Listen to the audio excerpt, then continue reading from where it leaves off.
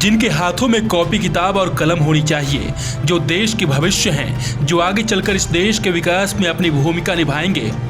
उन्हें कैसे अपने फायदे के लिए राजनीतिक इस्तेमाल किया जाता है, ये बीजेपी से अच्छा कौन जानेगा।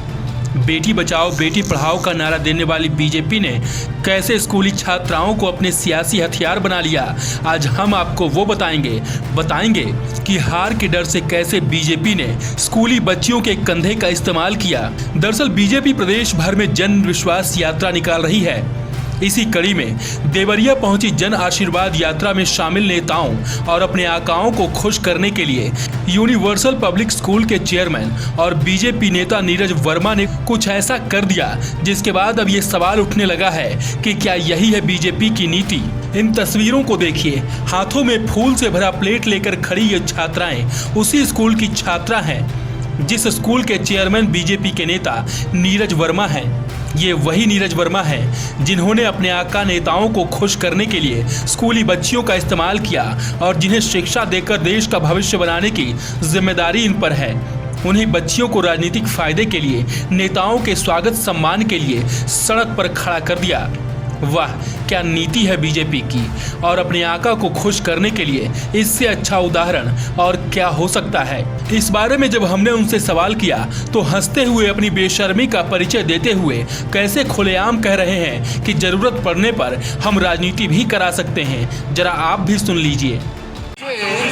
पार्टी के लेवल पर लेकर खड़ा कर दिए हैं, इनके भविष्य स्वागत के लिए हुआ है। भविष्य को मतलब संवारने के लिए आपको भेजे पर स्वागत आज हुआ है और हमारी भारतीय जनता पार्टी सरकार है और ये जब हमारे इसी रास्ते से जा रही है तो हमारी जिम्मेदारी बनती है कि हम इसको स्वागत करें। क्या मासूम बच्चों को बच्चे नहीं सारे हमारे जो एक घंटे से ऐसी बात नहीं है। क्या उन पर राजनीति की बात बढ़ाएंगे या शिक्षा देंगे? ऐसा है कि शिक्षा भी करेंगे और समय पड़ने पर राजनीति भी करेंगे।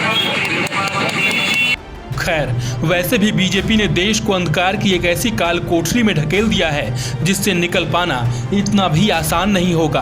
देश को विकास के पथ पर ऐसे बीजेपी ने अग्रसर किया है कि देश में इतनी बेरोजगारी पिछले 45 सालों में कभी नहीं हुई।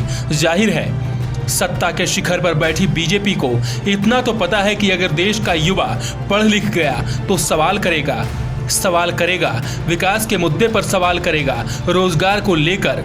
तो इन सवालों से बचने का एक ही उपाय है कि बच्चों के हाथों से किताब छीन लो, इनके दिमाग में भर दो राजनीति का जहर। खैर, इन बच्चियों से जब पूछा गया यहाँ क्यों खड़े हो तो इस पर इनका क्या कहना है, ये भी सुन लीजिए। बेटा, किसके स्वागत के लिए आप खड़े हैं? जन विश्वास यात्रा के लिए। ये जन विश्वास यात्रा है क्या? हमारे चेयरमैन साहब को। नहीं, चेयरमैन ने क्या कहा है? इसके विषय में जानकारी है कि जन विश्वास यात्रा है क्या जी? भाजपा के लिए। तो क्या आप पढ़ने आए हैं या भाजपा के लोगों को स्वागत करने आए हैं? आपके परिजनों ने क्या भेजा है? हम लोग पढ़ने के लिए आए हैं। तो आखिर कब से खड़ी हैं यहाँ? कब से खड़ी है? नहीं, अभी आए सब, अभी 1 सेकंड हुआ। मुझे ये बताओ किस लिए आप लोग खड़ी हो यहाँ पे? यहाँ पे हमारे चेयरमैन आएंगे और उनका मतलब स्वागत हम लोग करेंगे। कौन है? चेयरमैन कौन है? हमारे नीरज वर्मा सर है जो हमारे स्कूल के मतलब मेन प्रिंसिपल है।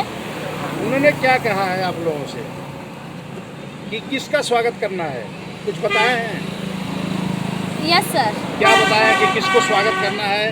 किस व्यक्ति को स्वागत के लिए आप खड़े हैं? किसका इंतजार कर रहे हैं? सर यहाँ पे बताया गया कि जो आएंगे उनका स्वागत किया जाएगा। वो कौन होगा जो आएगा? हाँ, आखिर आपको खड़ा करा दिया गया है, बताया तो गया होगा ना कि कौन से लोग आएंगे जिनके आप स्वागत करेंगे, फूलों की वर्षा करेंगे। केशव कुमार मौर्य। बहरहाल, प्रदेश में जिस तरह से सियासी हवा का रुख तेजी से बदल रहा है उसने बीजेपी की हालत इतनी खराब कर दी है।